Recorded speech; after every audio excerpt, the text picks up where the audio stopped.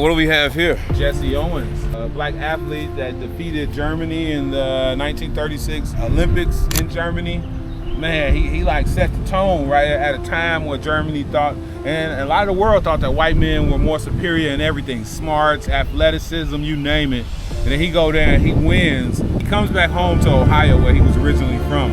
They threw him a banquet for winning the gold medal, but because it was the 1930s, he had to go through the back door of his own party. And so he was friends with this guy named Ralph Metcalfe, who's an amazing Chicagoan. And Ralph was like, man, you need to come to Chicago. You ain't got to be taking all that stuff from these racist. We got our own thing in Bronzeville. Right. And so Jesse Owens moves to Chicago, becomes a sports writer for the Chicago Defender. And I'm like humbly proud. My great-grandfather rented him an apartment, man, helped him get his first apartment when he came to Chicago. That's dope. On King Drive. So much Chicago history can be found in places like this, and I think we owe it to people like this every now and again to pull up and just show your respect. So this is, in your previous video, you was talking about when Bronzeville was a Jewish neighborhood, and this kind of proves that point.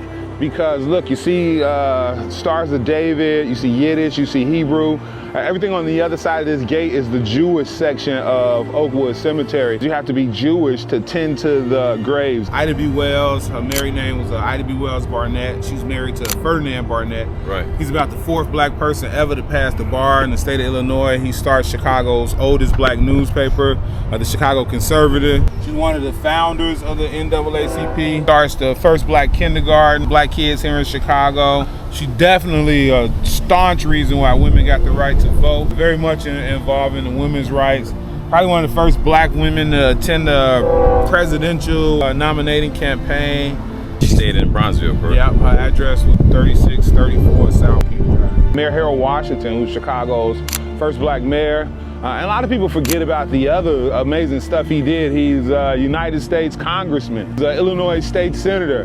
He's an Illinois State Representative. He was advocating to legalize marijuana in the 70s because he's seen how nickel bags of weed was targeting us. Super personal for me because my dad used to work on his bodyguard details. I've actually had a chance to meet Brother Harold a few times. You said your dad was a cop, right? Yeah. This is the future grave site of Roland Burris, who's very much alive today.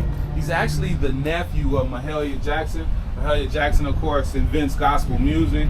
Roland Burris, August 3rd, 1937, no death date, and that's Roland Burris. There it is. That's insane. So I'm trying to have that kind of money. Next time we meet somewhere, the next Chicago pull-up will not be a cemetery. I guarantee Let's do it, bro. Let's do it.